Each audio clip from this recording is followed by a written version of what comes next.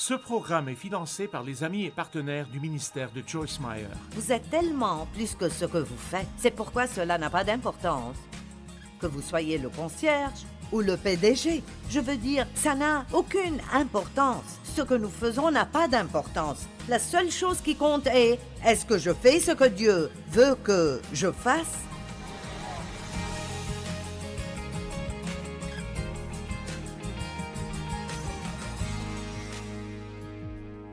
Eh bien, j'ai intitulé ce message « Être libéré ».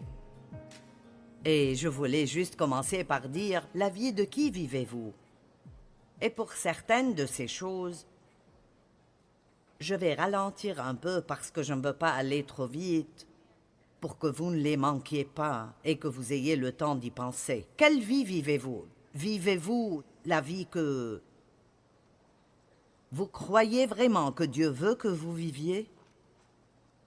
Lorsque nous faisons ce que Dieu veut que nous fassions, nous allons jouir de la vie. Je ne pense pas que Dieu nous appelle à être misérables. C'est une chose d'être un pécheur misérable, c'en est une autre d'être un saint misérable.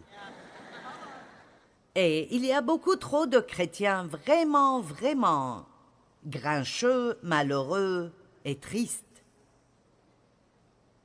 Et ceci est en partie un manque de volonté de vraiment suivre la direction du Saint-Esprit dans nos vies, parce que nous voulons tellement être acceptés par tout le monde que nous avons tendance à vouloir faire ce que l'on attend de nous, plutôt que ce que nous pensons vraiment que Dieu veut que nous fassions. Maintenant, si vous comptez franchir cette étape de foi pour dire ce week-end, « D'accord, Seigneur, je veux te suivre, je m'engage à suivre la direction du Saint-Esprit », je peux vous dire que Dieu vous sortira de certaines des boîtes dans lesquelles vous êtes depuis longtemps.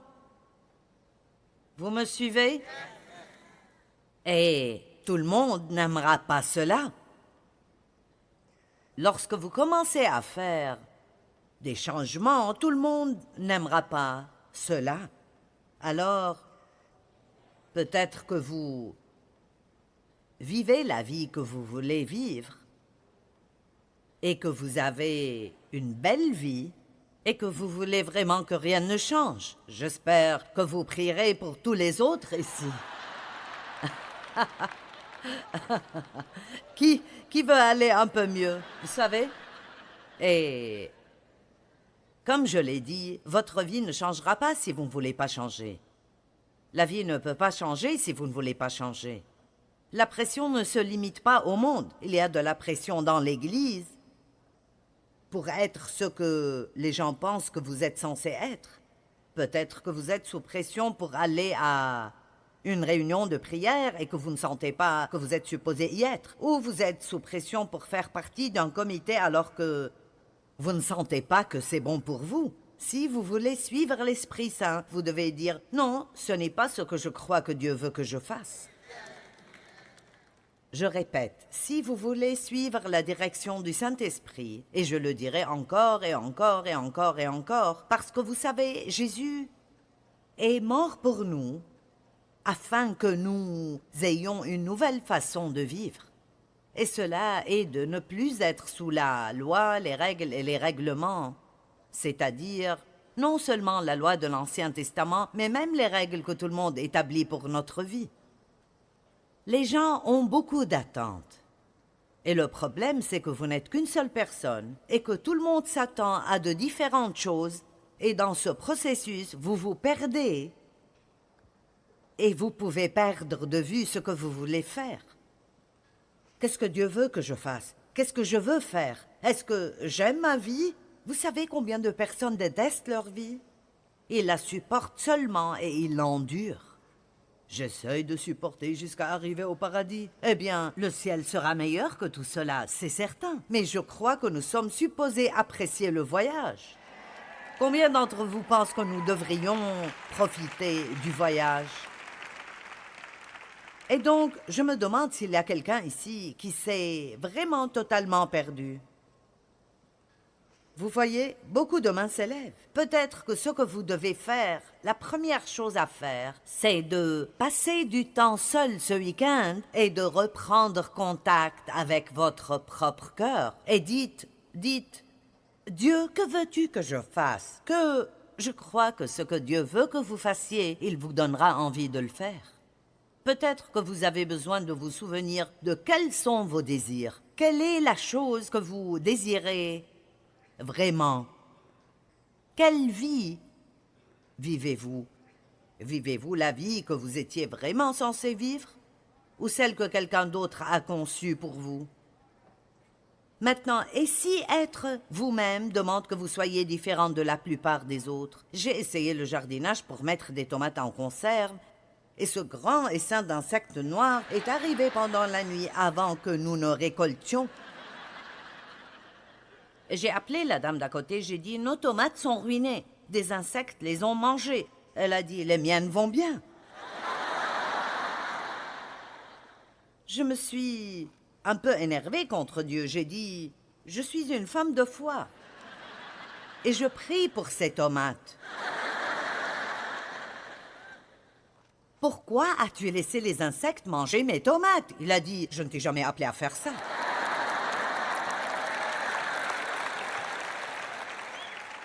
Dieu n'avait pas à protéger mes tomates, car ce n'est pas ce qu'il m'a appelé à faire.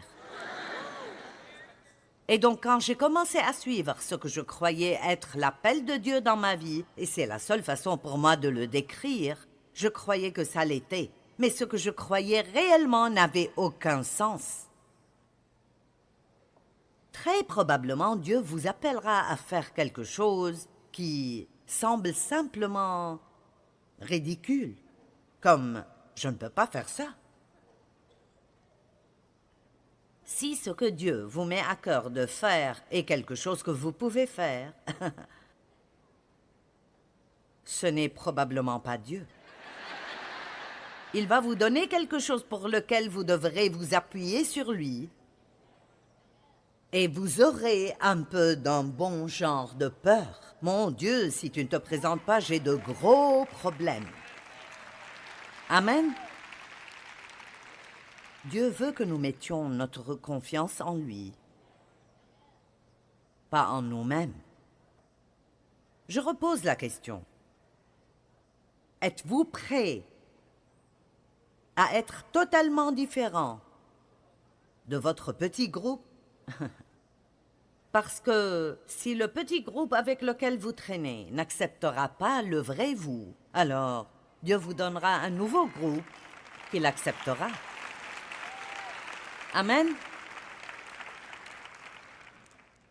Il est temps de vivre votre vie plutôt que d'essayer de plaire aux gens en essayant d'être ce que vous pensez qu'ils veulent que vous soyez. Je ne dis pas que nous ne faisons pas de choses pour les gens, que nous n'essayons pas de les rendre heureux et que tout ce que je fais devrait être quelque chose que je veux faire et que je dois me ficher de ce que les autres pensent. Je parle du plus gros problème de ce que nous faisons dans la vie. Combien d'entre vous ne supportent pas leur travail? Allez! Bon, nous avons des gens qui sortent de leur siège sur cette question.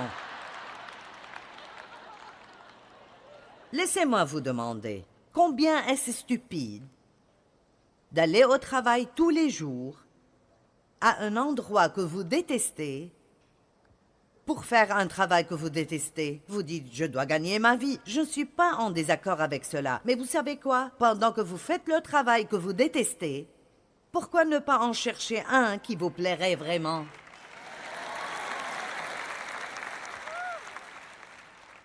Laissez-moi vous dire, certains d'entre vous ont besoin de changement. Vous avez juste besoin de changement. Rien de différent ne vous arrivera si vous n'êtes jamais disposé à faire quelque chose de différent. Vous ne saurez jamais si vous avez raison si vous n'êtes pas prêt à vous tromper.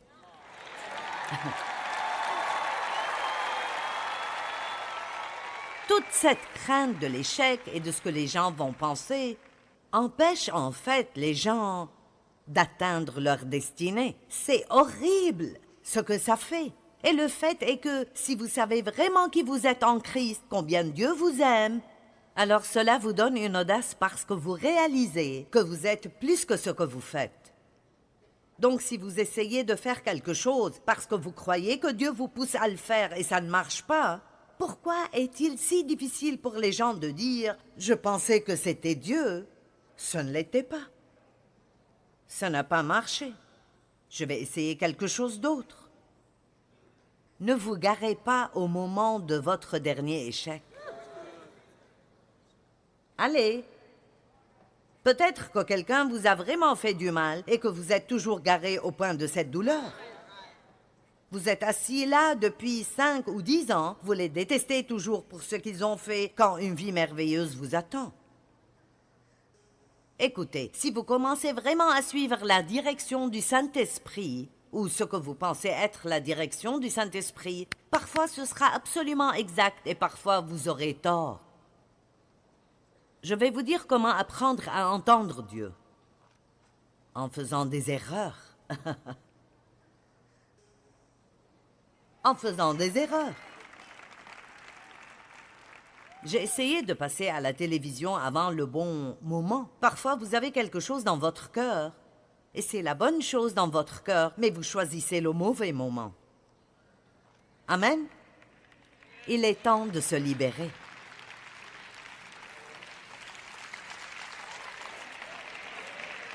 Préféreriez-vous vraiment jouir de votre vie et être épanoui et arriver à la fin de votre vie et sentir vraiment que, vous savez, j'ai eu une bonne vie et je crois que j'ai fait ce que Dieu voulait que je fasse? Ou préféreriez-vous que tout le monde vous applaudisse parce qu'ils aiment ce que vous faites? Allez! Certains d'entre vous ont des décisions à prendre. Parlons de la confiance en soi. Parce qu'il n'y a pas de vie d'aventure, à moins que nous n'ayons la confiance en soi. La peur est un facteur qui bloque et entrave la confiance. J'ai écrit il y a quelques années un livre intitulé « Vivre courageusement ». Je voulais l'appeler « Malgré la peur ». Il commence par une lettre à la peur et je veux vous la lire. Chère peur, je ne t'appelle chère qu'en raison de notre relation à long terme et intime. Et certainement pas parce que tu m'es chère du tout. En fait, tu as été une influence tourmentante du début à la fin. Tu m'as dit des mensonges et m'as empêché de faire ce que je voulais faire et ce que j'aurais dû faire. Tu es vraiment un compagnon mauvais et misérable. Un compagnon avec qui je ne veux plus être impliqué. Je t'écris cette lettre pour te faire savoir qu'à partir de maintenant, je ne craindrai plus rien. Même si je peux sentir ta présence, je ne me plierai pas à tes demandes. J'ai un ami nommé Jésus. Et il a promis de ne jamais me quitter ni m'abandonner, mais de toujours rester avec moi. C'est un ami vraiment puissant. Et même si tu as quelques pouvoirs, le sien est de loin supérieur au tien.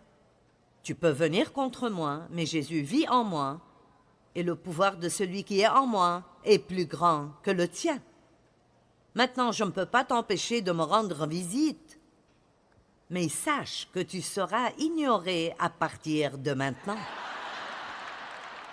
Je suis très occupée maintenant à fréquenter mon nouvel ami Jésus et à développer une relation intime avec lui, et je n'ai pas de temps pour toi.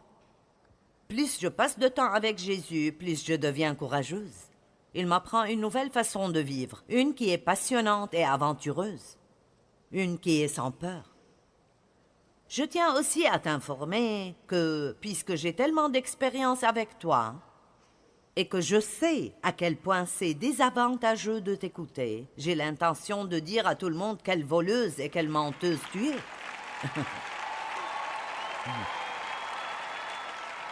Les années que j'ai perdues avec toi seront rachetées et je serai fructueuse. Grand merci, chère peur, de m'avoir conduit à Jésus. Tu vois, tu m'as rendu si misérable que j'ai cherché un moyen d'être libre de toi et Jésus m'a rencontré là où j'étais et m'a libérée. Si tu décides de perdre ton temps et d'essayer de me rendre visite même après ma lettre, je te ferai savoir à l'avance que tu seras accueilli par une foi en Dieu et une détermination de ne pas avoir peur, sincèrement et avec détermination, et il y a un vide pour votre nom. Donc, vous devriez acheter ce livre et commencer par là. Quand vous croyez vraiment que Dieu veut que vous fassiez quelque chose, faites-le même si c'est dans la peur. La peur est un esprit maléfique qui provoque des sentiments, qui nous donne envie de nous effrayer et de reculer. Je n'oublierai jamais le premier de ce que j'appellerai une grande prédication. Avant cela, vous savez, si je devais enseigner à 200 personnes, c'était énorme. Et il y avait une conférence qui allait arriver à Jacksonville, en Floride, et un prédicateur censé venir a annulé, et quelqu'un connaissait quelqu'un qui connaissait quelqu'un qui me connaissait. Comprenez, je n'étais le premier choix de personne. Et je n'étais pas la prédicatrice principale, je parlais dans les petits groupes. Et la soirée d'ouverture, ces 900 personnes avaient l'air de 9 millions de personnes. Et il y avait le révérend tel et tel au premier rang, le docteur tel et tel, l'évêque tel et tel, un autre révérend tel et tel, un professeur tel et Joyce. Je me sentais tellement... Et vous savez, le diable veut que vous vous sentiez petit. Il veut que vous vous sentiez insignifiant et totalement inutile. Mais c'est un menteur. Et il ne vous laissera jamais seul si vous ne le confrontez pas. Et vous ne dites pas, je vais faire ce que je crois être censé faire. Je m'en fiche de si je le fais en tremblant. Et je vais faire, à partir de maintenant, je vais faire ce que je crois que Dieu veut que je fasse. Amen. Il voulait que les prédicateurs des petits groupes viennent et parlent juste 2 ou 3 minutes pour présenter leur enseignement afin que les gens puissent décider où ils voudront aller. Eh bien, je me suis levée pour dire ce que mon atelier serait. J'allais enseigner de Galates 3:3 sur être changé par la grâce et non par les œuvres. Et j'avais tellement peur que lorsque j'ai essayé de dire aux gens sur quoi j'allais enseigner, il n'y a eu qu'un couinement. Et quand vous avez peur, vous vous sentez obligé d'aller aux toilettes, vous tremblez, vous êtes nerveux, vous transpirez, votre esprit devient fou. Et j'entendais le diable me crier dans l'oreille, « Tu n'es absolument pas dans ta catégorie. C'est trop grand pour toi. Tu devrais quitter cette plateforme. Retourne à Fenton, à ton lieu de résidence, et reste là-bas le reste de ta vie et tais-toi. » J'avais un choix à faire. Et beaucoup d'entre vous ont des choix à faire, et vous avez des choix à faire jour après jour dans vos vies. Et vous payez le prix pour faire quelque chose qui vaille la peine. Mais il y a toujours une récompense. Là où il y a des risques, il y a toujours des récompenses. Vous m'entendez? Et donc, je savais que j'avais 2 choix. Descendre de la plateforme, rentrer chez moi ou essayer à nouveau. Alors, j'ai rassemblé toutes mes forces du plus profond de moi, j'ai ouvert la bouche et c'est sorti. Et le lendemain, mon groupe était complètement rempli, tellement que des gens ne pouvaient plus entrer. Alors, ils ont acheté toutes les cassettes d'enseignement que j'avais prises. Ils auraient acheté la nappe si nous la leur vendions.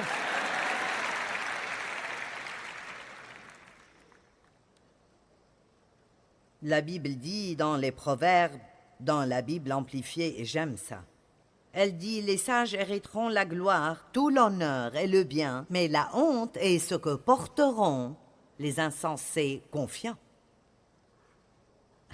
Et dans la Bible amplifiée, partout où il utilise le mot insensé, il est écrit un homme qui met sa confiance en soi.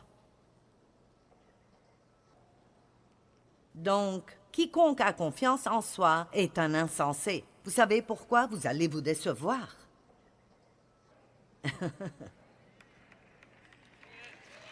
Amen. Et d'autres personnes vont vous décevoir. Vous savez, j'aime les gens, j'aime les relations, j'aime avoir des amis, mais j'ai appris il y a longtemps, je me fiche de combien c'est un bon ami. Un jour où vous aurez besoin de lui, il ne sera pas là, où vous voudrez qu'il comprenne et il ne comprendra pas.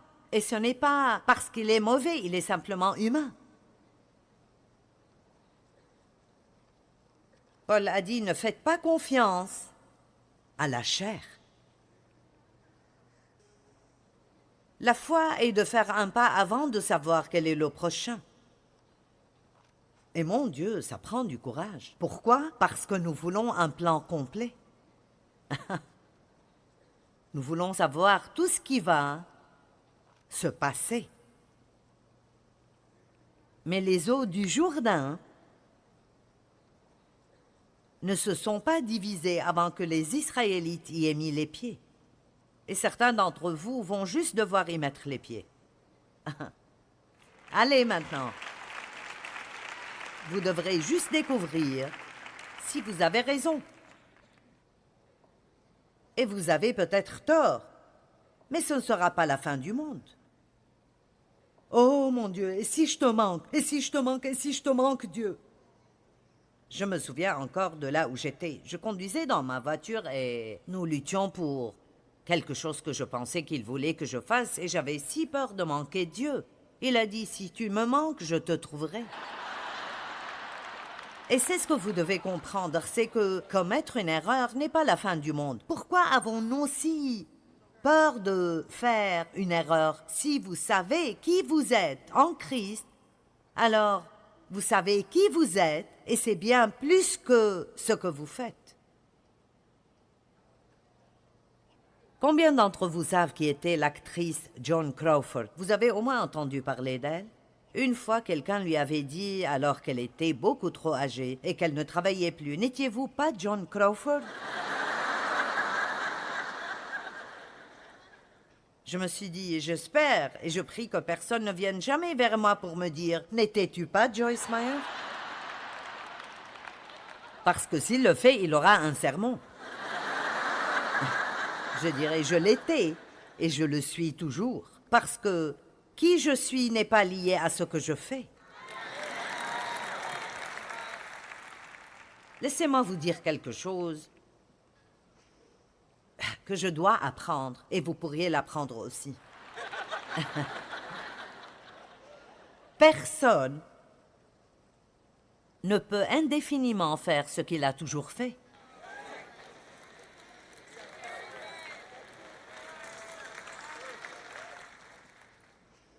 Peu importe à quel point vous le faites bien, quelqu'un arrivera tôt ou tard et le fera mieux que vous.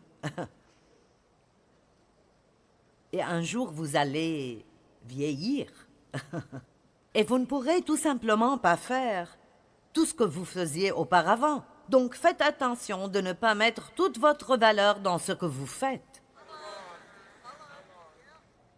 Vous êtes tellement plus que ce que vous faites. C'est pourquoi cela n'a pas d'importance. Que vous soyez le concierge ou le PDG. Je veux dire, ça n'a aucune importance. Ce que nous faisons n'a pas d'importance. La seule chose qui compte est, est-ce que je fais ce que Dieu veut que je fasse?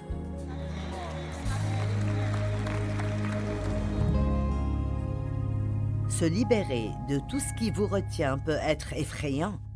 Mettez votre confiance en Dieu et non en vous-même, et vous aurez la victoire.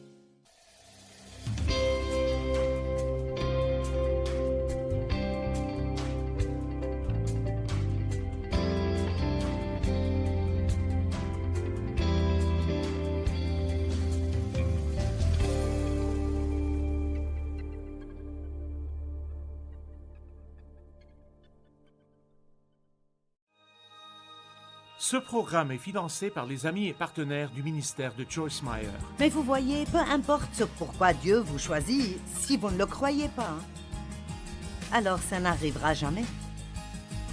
Donc, vous devez arrêter de vous voir comme le monde vous voit et vous devez commencer à vous voir de la façon dont Dieu vous voit.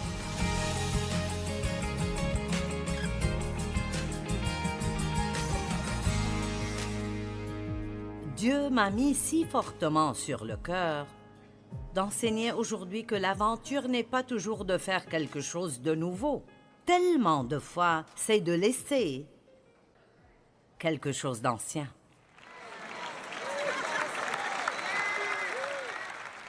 Et je sens si fortement cela, et je crois qu'il y a plus d'entre vous ici qui ont besoin de cela. Je le crois vraiment. Et parfois, les choses que vous devez abandonner, elles ne sont pas des choses que vous voulez abandonner. Souvent, ce sont des choses que vous voulez continuer à faire. Mais vous ne pouvez pas tout faire et tout faire bien. J'ai dit à mon entraîneur, comme je m'exerce 3 fois par semaine depuis 14 ans, j'aurais aimé avoir commencé plus tôt, mais Dieu merci, j'ai commencé quand je l'ai fait. Et la chose qui m'a vraiment poussée à commencer à m'exercer, c'est que je me suis bien regardée un jour dans le miroir. Pas entièrement habillée, oubliez cette image. Et tout ce qui était en haut était tombé en bas. J'ai pensé, Dieu, je suis dans le pétrin. Et j'ai vraiment senti que Dieu me disait, si tu veux finir le dernier tiers de ton cheminement et complètement finir ce que je t'ai donné de faire, alors tu dois commencer à t'exercer régulièrement. Je n'essaie pas de vous faire faire cela, je vous dis juste ce qu'il m'a dit. Et j'ai commencé à faire cela il y a 14 ans. Et j'ai demandé à mon entraîneur récemment, j'ai dit, donc, si je continue à faire ce que je fais, quand j'aurai 90 ans, est-ce que je pourrai toujours le faire? Et il a dit non. J'ai dit, pourquoi pas? Il a dit, parce que tu auras 90 ans.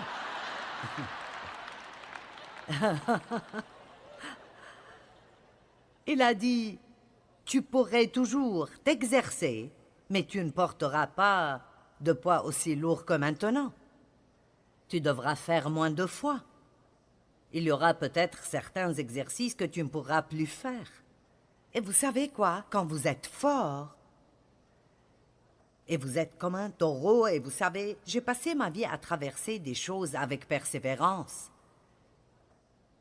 En commençant par quand mon père abusait de moi, et j'ai décidé que j'allais faire quelque chose de ma vie. J'étais si fatiguée de l'entendre me dire que je n'allais jamais rien accomplir, et j'ai décidé que j'allais prouver qu'il avait tort.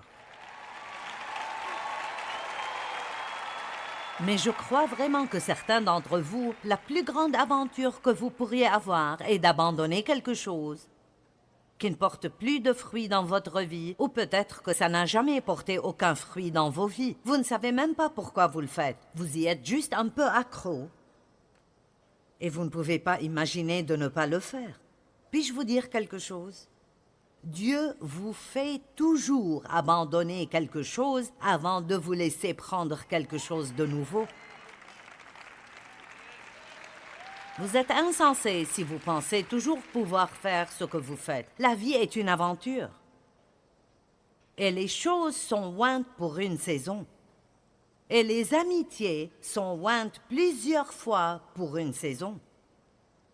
Il y a des gens qui étaient mes amis proches il y a 20 ans et je n'ai plus de leurs nouvelles. Et ils n'ont plus des miennes. Tout est beau en son temps. Vous dites, comment savoir si Dieu en a fini avec quelque chose? Oh, vous savez, si vous êtes honnête envers vous-même, vous savez. Être honnête envers nous-mêmes n'est pas toujours facile. Eh bien, je suis toujours à la première page, j'ai un problème ici.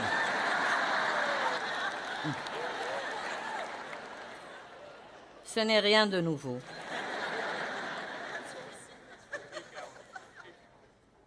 Ce qui arrive, en fait, est que je finis par tout prêcher, mais je le fais à l'envers ou de bas en haut. Philippiens 3:3, ne mettez pas votre confiance en la chair, mais uniquement en Christ Jésus. Ne soyez pas conformes à ce monde. Proverbe 3:26, car l'Éternel sera ton assurance, il gardera ton pied de tout piège. 1 Corinthiens 1:27-31, je dois essayer de vous aider à arrêter de vous dévaluer et de penser que si vous n'êtes pas très intelligent, Dieu ne peut pas vous utiliser. Ou si vous n'avez pas une bonne éducation ou les bons amis ou, vous savez, quiconque pour vous aider ou quoi que ce soit que le diable vous dise. Dieu ne choisit pas les personnes que le monde choisirait. En fait, il est écrit ici, Dieu a choisi les choses folles du monde pour confondre les sages, et Dieu a choisi les choses faibles pour confondre les fortes. Il choisit des personnes qui savent qu'ils n'ont pas toutes les réponses et savent que si Dieu n'intervient pas, c'est fini pour eux. Donc, toutes les personnes dans le monde qui ne comprennent pas pourquoi Dieu vous utilise à vous, doivent le regarder faire. Dieu a choisi les choses viles du monde et celles qu'on méprise, celles qui ne sont point, pour réduire à néant celles qui sont, afin que nulle chair ne puisse se glorifier devant Dieu. Savez-vous, de tous les disciples, il n'y a qu'un seul que le monde aurait approuvé, et c'était Judas.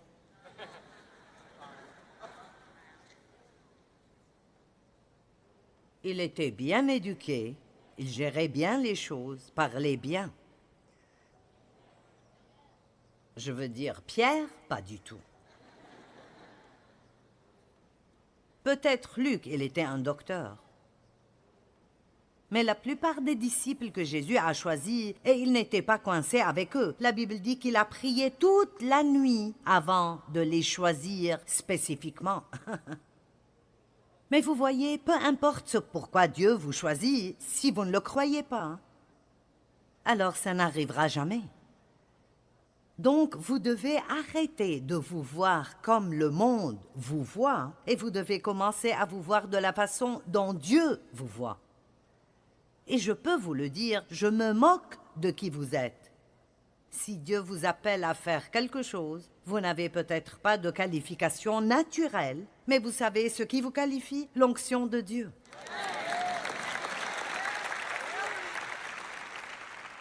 Et nous parlons si peu de l'onction maintenant. Je ne sais même pas combien de gens savent vraiment ce que c'est.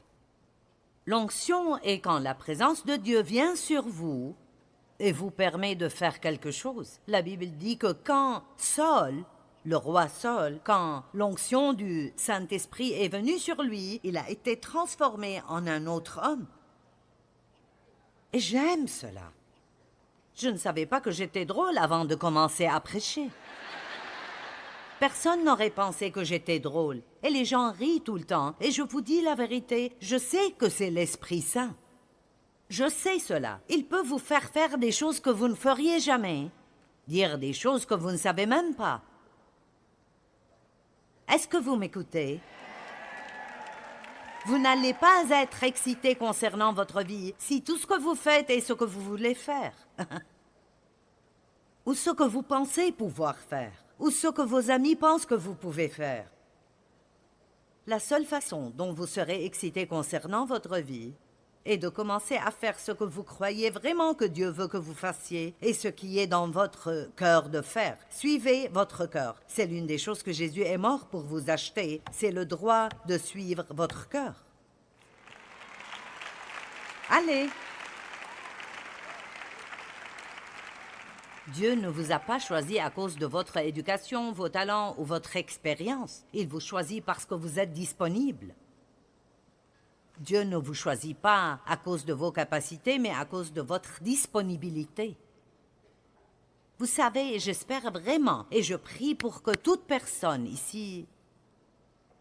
Vous voyez, il y a quelque chose dans mon...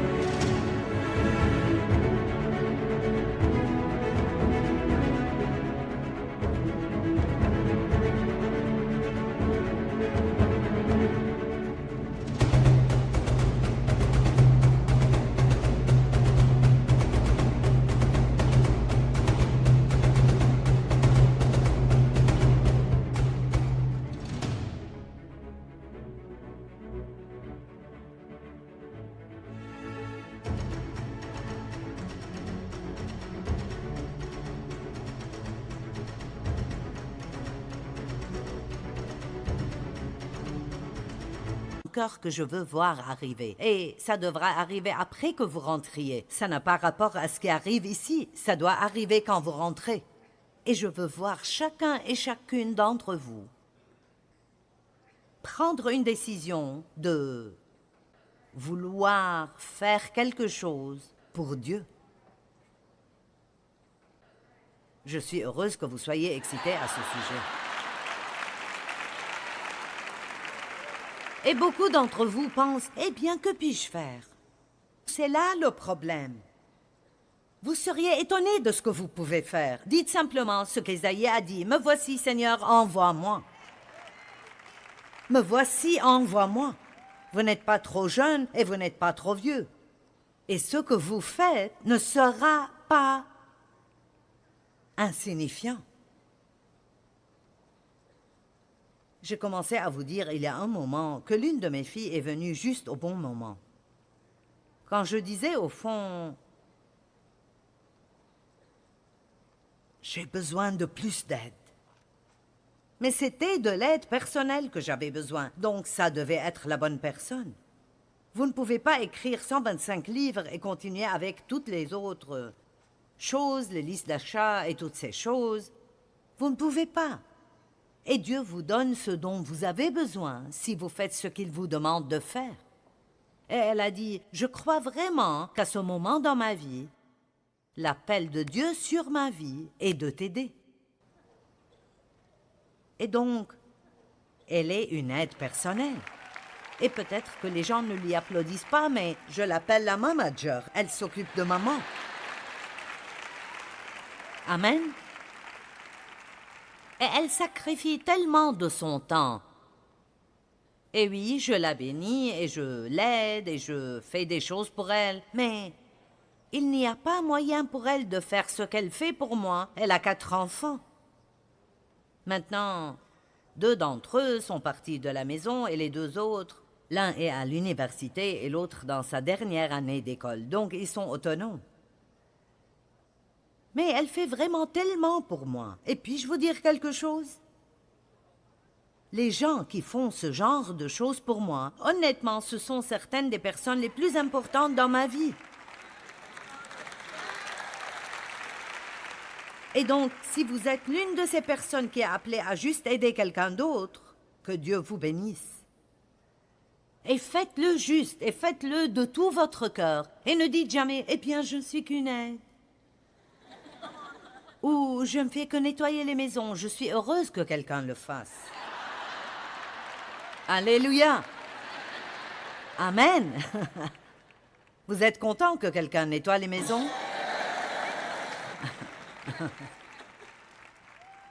Arrêtez de vous dévaluer, arrêtez de diminuer de votre valeur.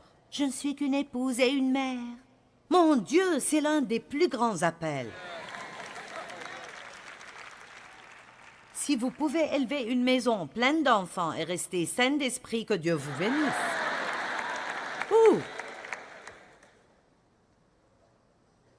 Les problèmes créés quand votre confiance en vous a été volée. Et la confiance en soi est juste une croyance, ce n'est pas un sentiment. Je ne me sens pas toujours confiante quand je monte ici. Je ne sens pas toujours quand je finis que ma prédication était bonne. Très souvent, si, mais pas toujours.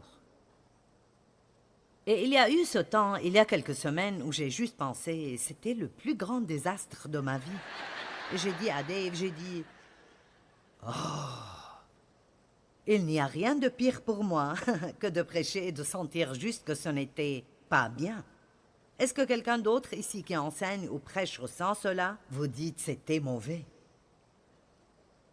Et je fais rarement cela, mais je leur ai dit de m'envoyer une copie.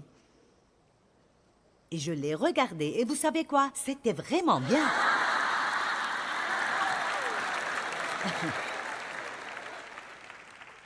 Vous savez, le diable me harcelait cette nuit-là. Et il aime vous faire sentir que quoi que vous fassiez, ce n'est pas bien. Donc la confiance n'est pas un sentiment. Vous ne sentez pas toujours « Ah !» Vous savez? Mais c'est une possession. C'est quelque chose que Jésus est mort pour vous donner. Il ne veut pas que vous soyez gouverné par la peur. Il veut que vous soyez confiant. Et il veut que vous soyez capable de sortir et de faire des choses que peut-être personne n'a jamais faites auparavant. Et il veut que vous soyez si confiant en lui que même si vous perdez quelques amis, vous pouvez lui faire confiance et dire « Peut-être qu'ils étaient juste du bagage en trop dans ma vie et pas ce dont j'avais besoin. » Si les gens ne vous aimeront pas pour vous,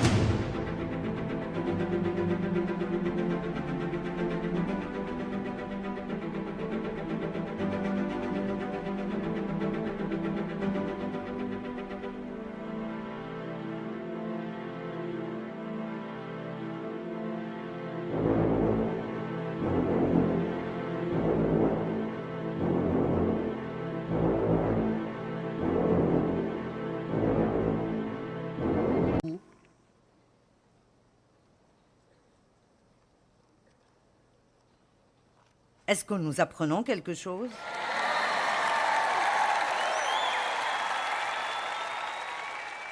Voici juste quelques problèmes qui sont créés quand nous n'avons aucune confiance en nous.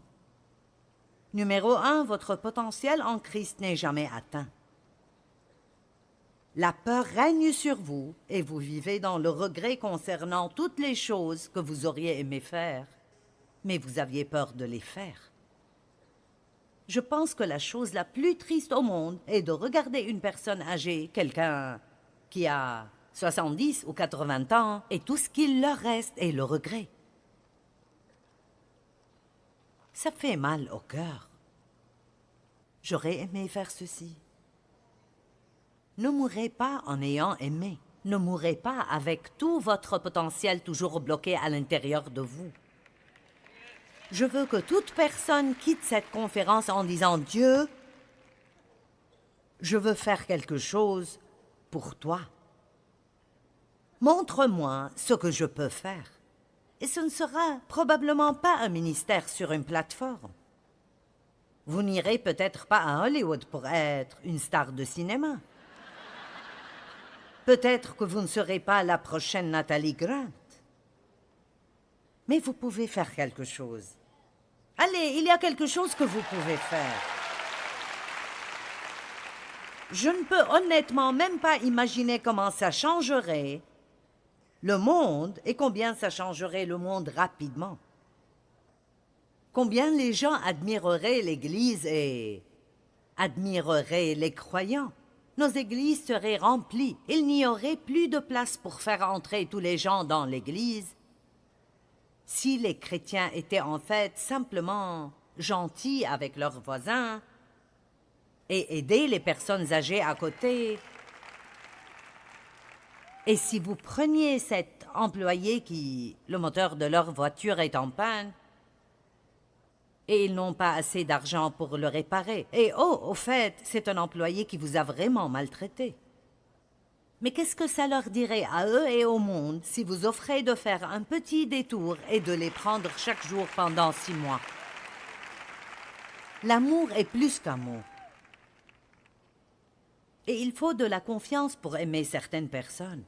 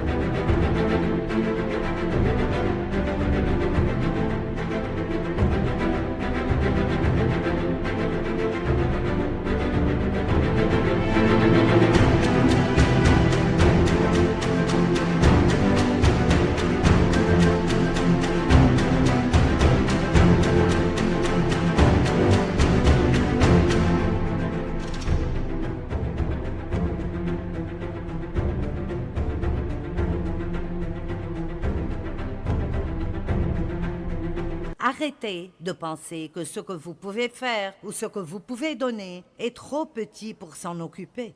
Vous savez comment j'ai commencé à m'exercer? Parce que j'ai toujours eu la même excuse que tout le monde dit, je n'ai pas le temps. Je voyage beaucoup, ce n'est pas possible que je puisse le faire, et cela régulièrement. Et voici ce qui m'a fait faire ce pas, en plus de ce que Dieu m'a dit, ce qui m'a poussé à faire cela et que j'ai décidé. Et si vous décidez, les choses commenceront à changer. J'ai décidé que j'allais arrêter de me soucier de ce que je ne peux pas faire et que j'allais faire ce que je peux faire. Même si je ne peux m'exercer que 15 minutes une fois par mois,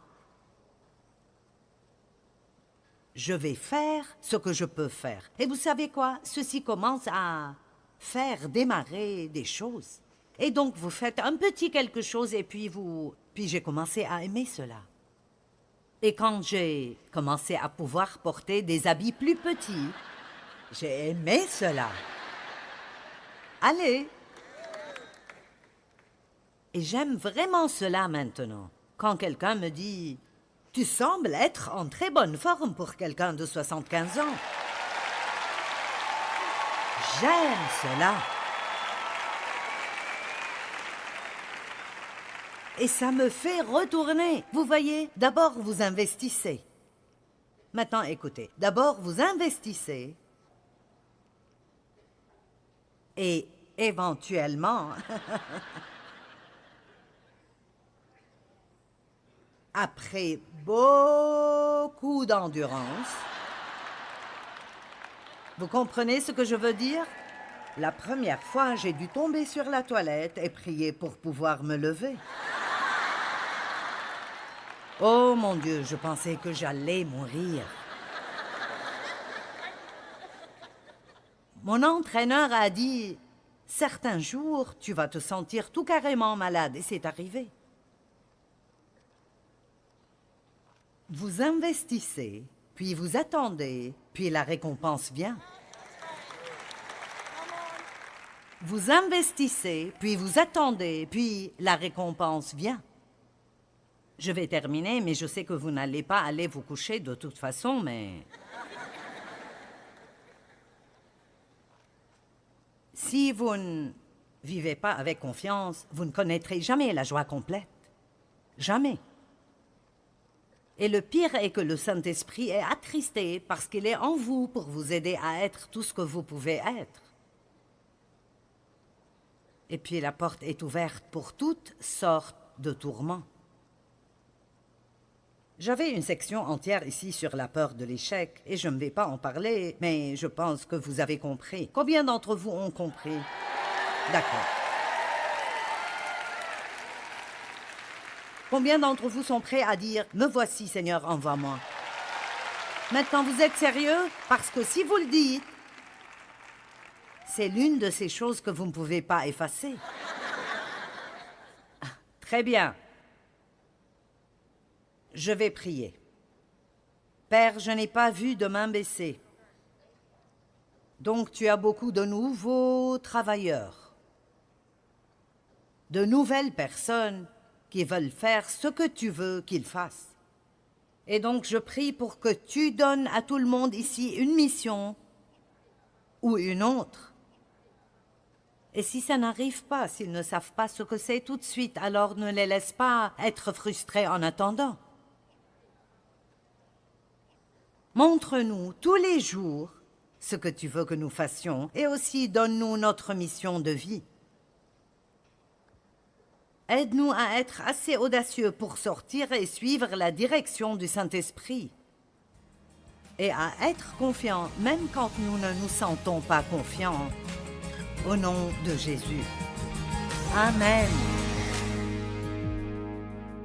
Se libérer de tout ce qui vous retient peut être effrayant. Mettez votre confiance en Dieu et non en vous-même, et vous aurez la victoire.